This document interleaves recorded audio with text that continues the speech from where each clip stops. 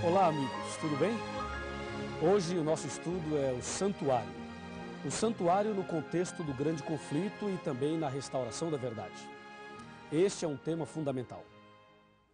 A Bíblia Sagrada diz aqui no livro de Êxodo, capítulo 25, versículo 8: E me farão um santuário para que eu possa habitar no meio deles.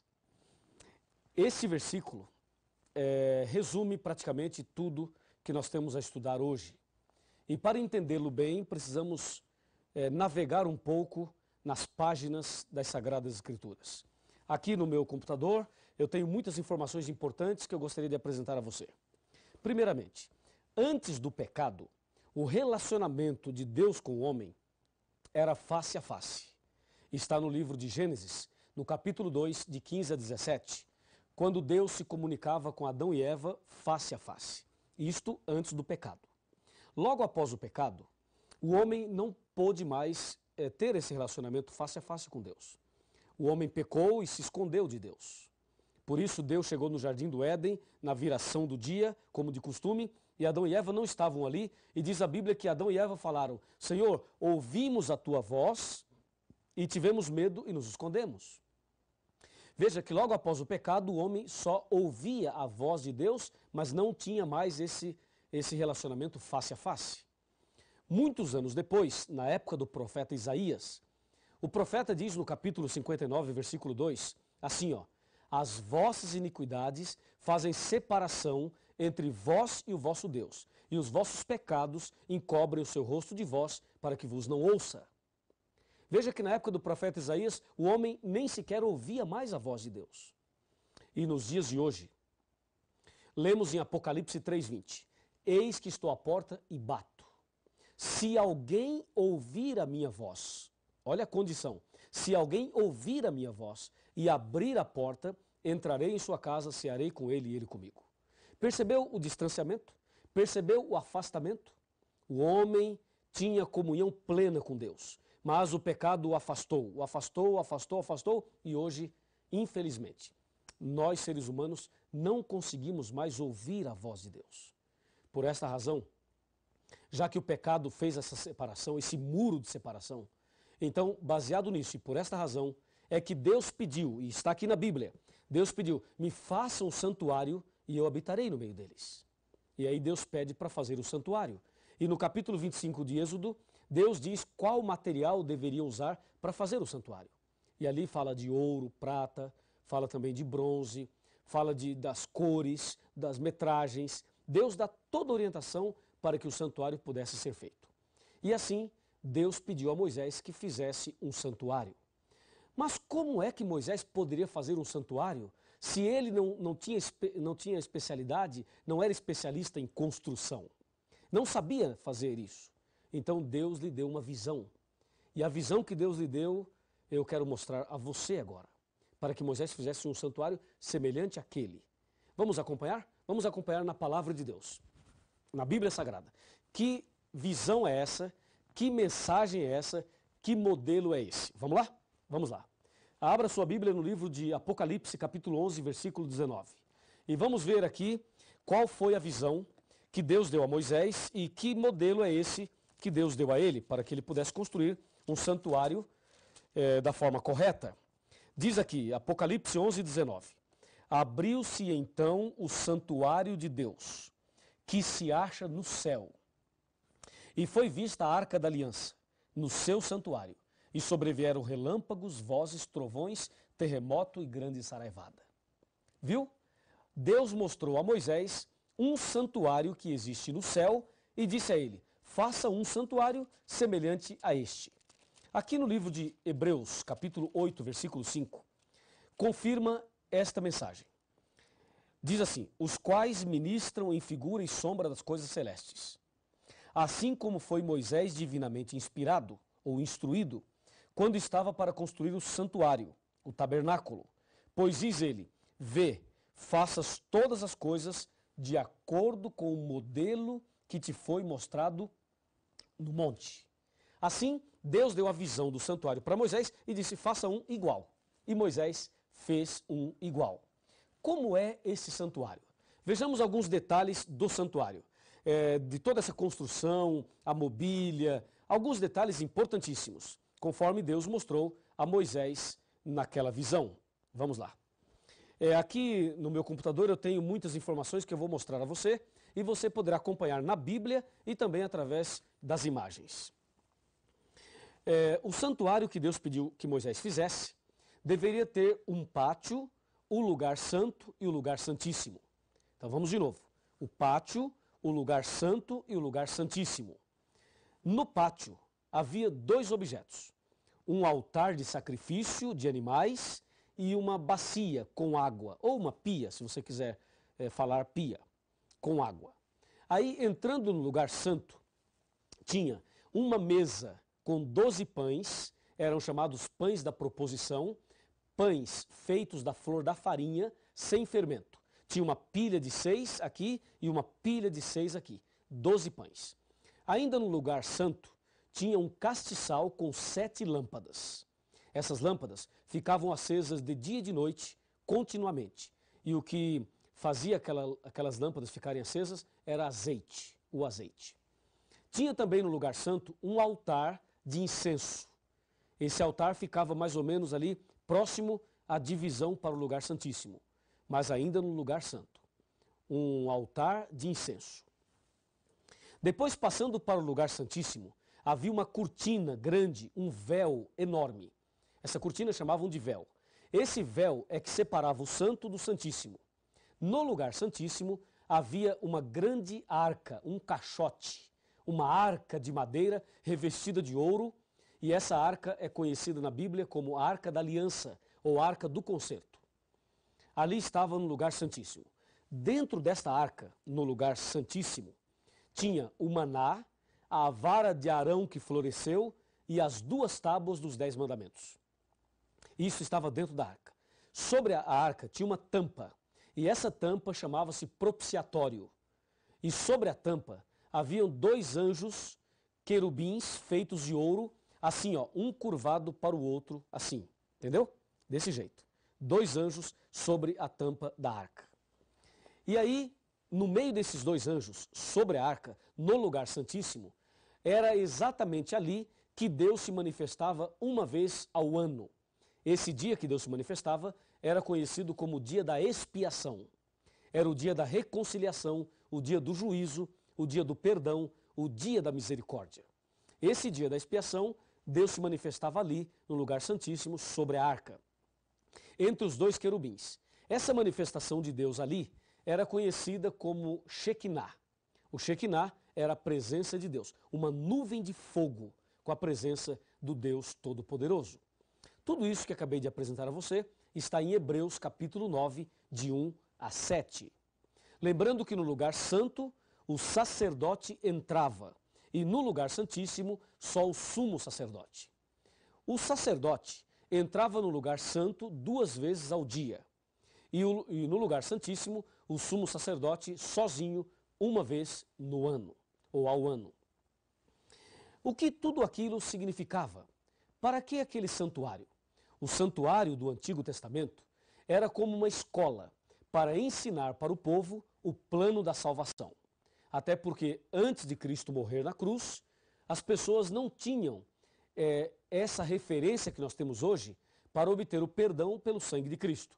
Então, eles tinham o santuário e toda vez que cometia um pecado, eles deveriam pegar um cordeiro, o pecador levava o cordeiro até o pátio do santuário, ali ele se ajoelhava, colocava a mão sobre a cabeça do cordeiro, confessava os pecados a Deus e transferia a sua culpa do pecado para o cordeirinho.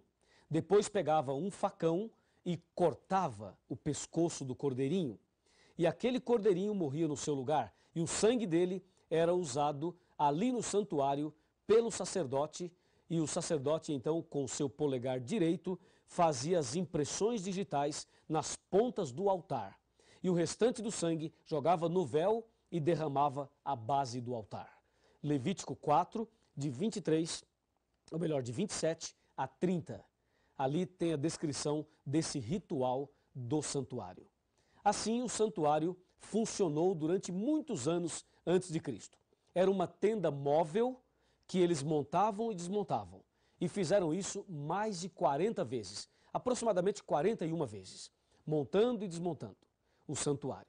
E assim eles faziam o ritual do santuário a cada dia durante o ano todo. Quando completava um ano fazendo tudo isso, então o sumo sacerdote entrava no lugar santíssimo para apresentar os pecados do ano todo a Deus. Deus se manifestava e, pela sua misericórdia, perdoava os pecados do povo. E esse dia era o dia da purificação do santuário, era o dia da expiação, era o dia do juízo. E aí eles faziam toda a limpeza do santuário, trocavam as cortinas, trocavam ali os tapetes, limpavam tudo, todo aquele sangue, tiravam tudo ali e o ano seguinte começava tudo de novo. E assim sucessivamente. Não é incrível tudo isso? É realmente impressionante. Agora, o que cada detalhe desse santuário significava? Primeiramente, o santuário tinha 3 portas. A primeira porta era da rua para o pátio. A segunda porta era do pátio para o lugar santo. A terceira porta era do santo para o santíssimo. Os judeus costumavam chamar essas 3 portas com os seguintes nomes. Da rua para o pátio chamavam de o caminho. Do pátio para o santo chamavam de verdade. E do santo para o santíssimo chamavam de vida. Então era comum falar caminho, verdade e vida. Quando Jesus Cristo esteve aqui na terra, ele usou essas palavras referindo-se a ele mesmo. Em João capítulo 14, versículo 6, Jesus disse claramente isto que acabei de mencionar. Respondeu-lhe Jesus, eu sou o caminho, a verdade e a vida, e ninguém vem ao Pai senão por mim. Veja, Jesus disse, sou o caminho, a verdade e a vida, ou seja, eu sou a porta. Se você pegar João capítulo 10, verso 7 e verso 9, Jesus diz, eu sou a porta. Quem entrar por mim será salvo. Entrará e sairá e achará pastagem. Confirmando aí, as 3 portas do santuário se aplicavam a Jesus. Aqui ainda nas ilustrações, veja, o altar de sacrifício que tinha no pátio, que está em Levítico 1, verso 9, era símbolo de Cristo que se entregou a si mesmo por nós como sacrifício a Deus. Efésios 5, verso 2. Ainda no pátio, aquela bacia com água, Êxodo 30, 18, era símbolo do Espírito Santo, João 7, de 37 a 39. Era símbolo da Bíblia, a palavra de Deus, Efésios 5, 26. E era símbolo do batismo, João 3, verso 5. No lugar santo, aquela mesa com 12 pães, o número 12, Êxodo 25, 30, era símbolo do povo, das 12 tribos do povo de Israel. E o pão sem fermento simbolizava Jesus, o pão da vida. João 6, 48. Lembrando que não tinha fermento, porque fermento era símbolo do pecado. E como Jesus nunca pecou, o pão tinha que ser sem fermento. Ainda no lugar santo tinha um castiçal com 7 lâmpadas. O número 7 representava as 7 igrejas do Apocalipse. Apocalipse 1, versículo 20. E isso está ligado a Êxodo 40, verso 24. E a lâmpada, a luz em si, que ficava acesa de dia e de noite, representava Jesus, a luz do mundo. João 8, versículo 12. Ainda no lugar santo, o altar de incenso. Êxodo 40, 26. Isto era símbolo ou representava a oração dos santos, o culto a Deus, que está em Apocalipse 5, versículo 3.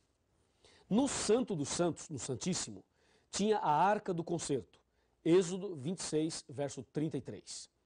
Sobre o propiciatório era visível a presença de Deus. O que representavam então os objetos que estavam dentro da arca?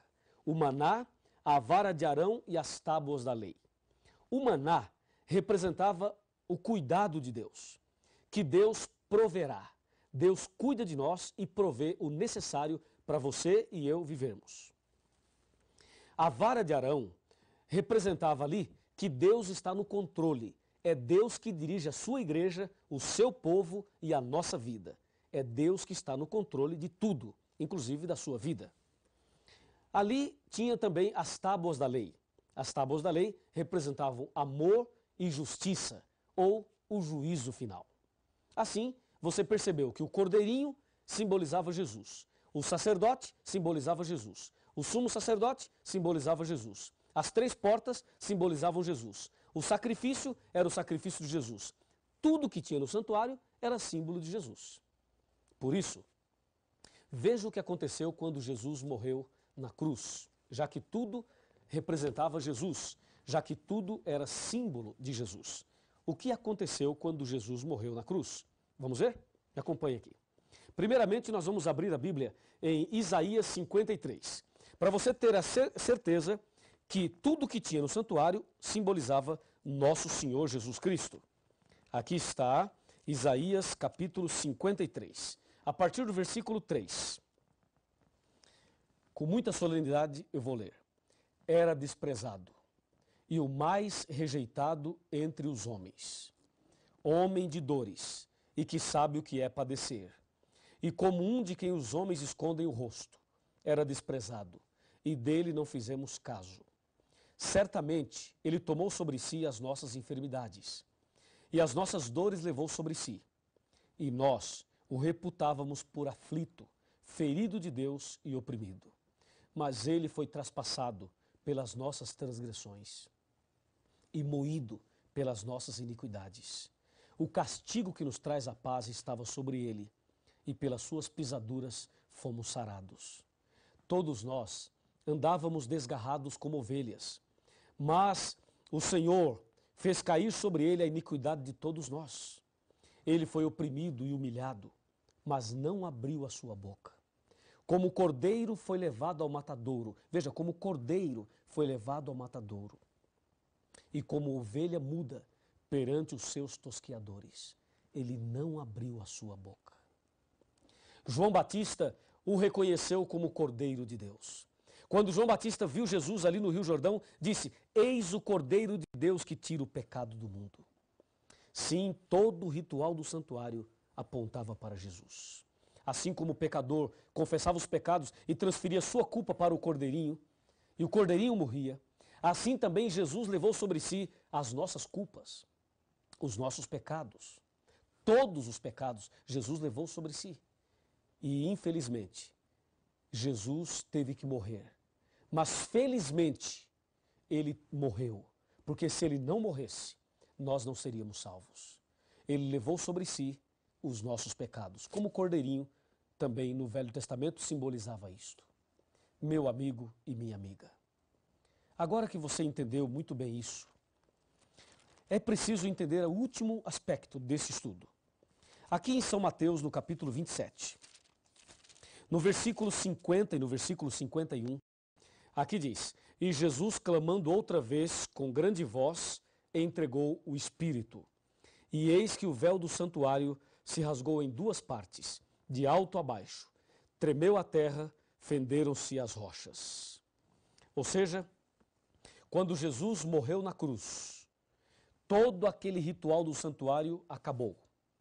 Todo aquele sistema de sacrifício de cordeiros do passado perdera o valor quando Cristo morreu na cruz. Hoje, Jesus ressuscitou, ou melhor, já está ressuscitou ao 3º dia, e hoje ele está no céu, à direita de Deus, no lugar santíssimo do santuário, intercedendo por nós. O que Deus então espera de mim e de você? Por favor, vem aqui bem pertinho, quero falar algo muito importante para você.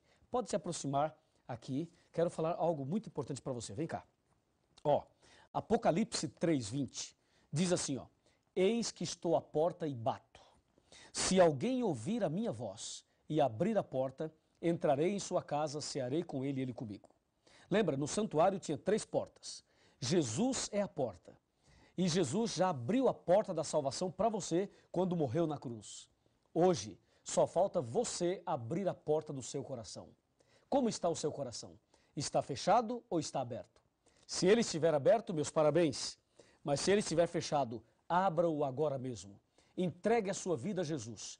Tome uma decisão e Deus fará de você a pessoa mais feliz do mundo.